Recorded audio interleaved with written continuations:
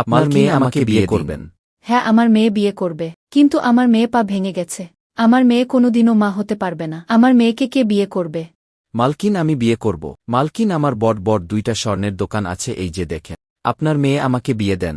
মালকিন, আমার 2টা গাড়ি আছে, যে দেখুন চাবি। আমি তোমাকে গাড়ি নিয়ে বিভিন্ন জায়গায় এই তুমি এদিকে যা, এই যে দেখেন আমার গাড়ির কারখানা আছে।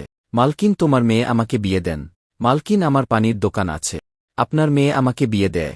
পানি কেনার জন্য লোকজন দোকানে ভিড় করে। পানি বিক্রি করতে করতে আমি ক্লান্ত হয়ে পড়ি। 1 মিনিট, একটা কল আসছে। হ্যালো ম্যানেজার, কি হয়েছে? কি ফ্যাক্টরিতে আগুন লেগেছে? আমাদের সব ফ্যাক্টরি আগুনে জ্বলে গেছে।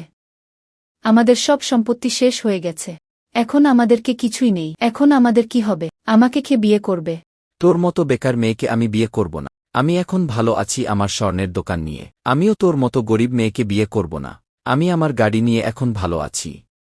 দেখি আমাকে কে কল করছে। আম্মা, এই মেয়ে আমি বিয়ে করব না।